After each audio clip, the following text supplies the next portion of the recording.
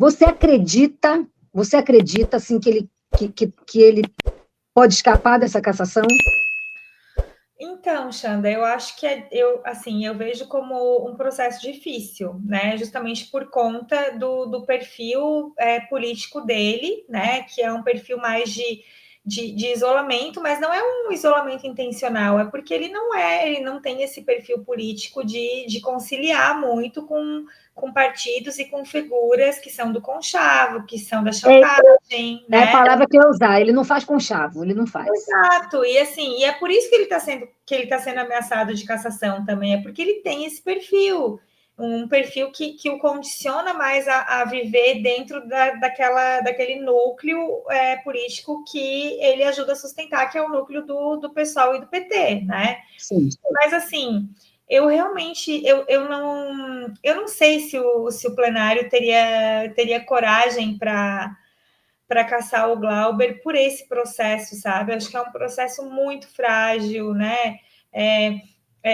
Isso é abrir também as portas do Congresso para que agitadores, como aquele moleque do MBL, invadam o Congresso de forma recorrente e constranjam os deputados e façam da Casa do Povo uma casa de circo, sem querer ofender também, né? O circo, mas assim, não pode passar pano pro cara que foi lá provocar o Glauber e que o Glauber reagiu a uma provocação que não deve ser feita naquele lugar, né? Então, eu acho que seria muito ruim, assim, seria uma mensagem ruim, sabe?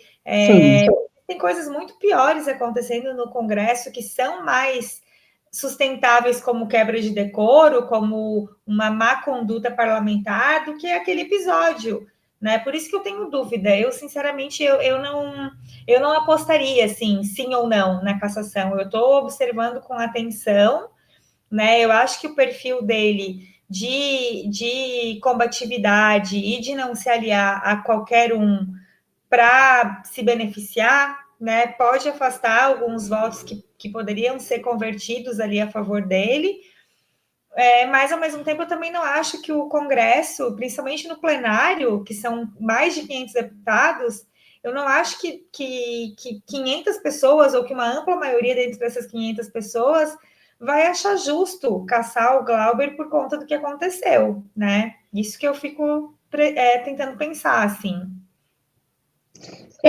Não, você sabe que te ouvir agora, assim, me deu até um quentinho no coração, porque eu estava o tempo todo acreditando que essa cassação ia morrer também, mas hoje, quando eu vi a votação, entendeu? Desses velhos totalmente fora de época, sabe? Que ainda insistem em ser político e tá lá, não é etarismo não, tá, gente? Quando eu quero dizer velho, eu não estou me referindo à idade da pessoa, estou me referindo à cabeça, sabe? Esses políticos velhos, da política velha, é isso que eu estou me referindo.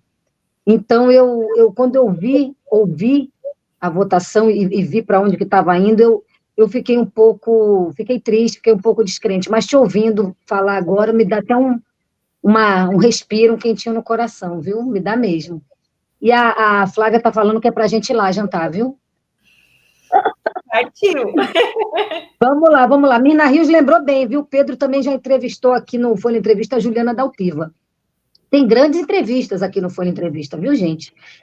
Assistam, porque é muito, muito, muito bacana mesmo o programa. Kalinka falou que ela tinha mandado um Pix de 4, e aí mandou aqui R$ 2 para testar. Obrigada, viu, Kalinka? Você é maravilhosa. Estamos com 142 aí negativo de meta. Vamos ver se a gente bate essa meta, gente. E vamos falar agora um pouquinho do caso Daniel Alves. Amanda, eu quero te ouvir primeiro, o que você achou dessa absolvição, tá? E aí eu vou entrando e falando também. Eu já, assim, vamos lá, que eu tenho até que respirar para falar disso, viu? Eu também.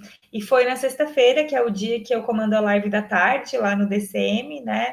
E acho que como não podia deixar de ser, esse foi um dos assuntos que eu abordei também na live da tarde. Já tinha sido abordado no programa do meio-dia, inclusive com comentários de um jurista, né, do Dr. Bruno Salles, do Prerrogativas. Só que, assim, eu fiz um relato, e eu chamei até de editorial enquanto eu falava, né, muito pautado na experiência de ser mulher, Xanda. Então, eu não estava interessada ali em nuances do mundo jurídico, nem em detalhes do processo, que o que eu conheço do processo eu soube através da imprensa, naquele primeiro julgamento, e depois também na ocasião da anulação do julgamento. Então, eu não, diferentemente do que eu fiz, por exemplo, com os processos envolvendo Bolsonaro, eu não li, né, as provas, eu não acompanhei a investigação através dos documentos que ela gerou, eu acompanhei através da imprensa. E pela imprensa, as provas que foram apresentadas no primeiro julgamento e as sentenças que foram compartilhadas da Corte da Catalunha, agora na anulação do julgamento, eram muito evidentes, né? Havia realmente um volume de provas muito expressivo, um volume de provas quanto ao estupro, né? Sim. E me pareceu um recuo bastante problemático, um recuo que levou o Daniel Alves a ser inocentado, né? A anulação do julgamento. É um recuo que retrocede, talvez em décadas, os direitos das mulheres, né? Eu acho que ficou muito evidente ali para mim, nas sentenças, que o que os juízes queriam debater era a questão do consentimento, que para mim é uma questão que já devia estar mais do que superada, né? A questão do consentimento, ela é uma questão que pertence à mulher. Se não existir uma disponibilidade, uma disposição da justiça, dos órgãos que realizam os inquéritos, da polícia, de acreditarem na versão da vítima, então não existe mais crime de estupro. A gente só vai ter crime de estupro quando for em flagrante, então a gente sabe que não existe flagrante para estupro, né? Não existe. O estupro acontece em ocasiões muito, às vezes, íntimas, né? Às vezes acontece estupro num casamento, quando é o estupro marital. Quer. Então, como que a gente vai colocar... Amanda, o estupro marital, eu já falei em outro barzinho que eu estava colhendo aqui, eu passei por isso. Eu passei por isso com o pai biológico da minha filha. E na época, eu tinha 20 e poucos anos de idade, assim, eu não sabia o que era, entende? Mas o estupro marital é uma violência horrorosa, porque é aquela coisa assim que você não quer de jeito nenhum, mas você acaba cedendo, que é para as coisas ficarem em paz, ficar tudo bem, a pessoa ficar quieta. Gente, isso não pode ser, né? Mas há 20, 30 anos atrás, lógico, já era uma violência, a gente entende hoje, mas a gente não tinha uma percepção do tamanho que é essa violência, né? Exato. Fala pessoal da Folha Democrata, aqui é Pedro Zambarda, editor do canal, falar um pouquinho a respeito da necessidade de vocês financiarem a Folha Democrata. Gente, a Folha Democrata é financiada através de um Pix chamado Folha Democrata, é o endereço do Pix, né? folhademocrata@gmail.com. Nós precisamos do nosso jornalismo financiado por vocês que são do nosso público, porque nós passamos vários perrengues aqui com o YouTube, vocês sabem muito bem. E mesmo assim, graças a essa comunidade muito unida, a gente conseguiu fazer lives históricas, acompanhar praticamente ao vivo a campanha do Guilherme Boulos, trazer informações exclusivas a respeito de Gustavo Gayer, de Olavo de Carvalho, de todos os bolsonaristas, combater as fake news e tudo o que a gente acompanha. Por R$80 no nosso Pix você ganha um curso de roteiro para série, o que é muito importante se você é artista, roteirista, se você lida com essas práticas da economia criativa. Outra forma de você colaborar também é se tornando membro aqui do nosso canal.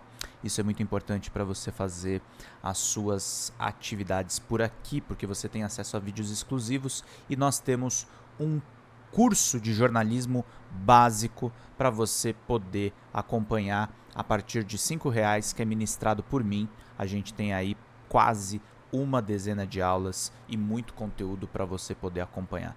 Meus caros, minhas caras, financiem o jornalismo independente, financiem o jornalismo que se posiciona à esquerda, financiem o jornalismo na internet, que traz informações confiáveis, checadas, que cruza informações e que trata você, que é o nosso público, de uma maneira muito séria. Vida longa e próspera, gente. Cuidem dos seus. Até mais. Tchau, tchau.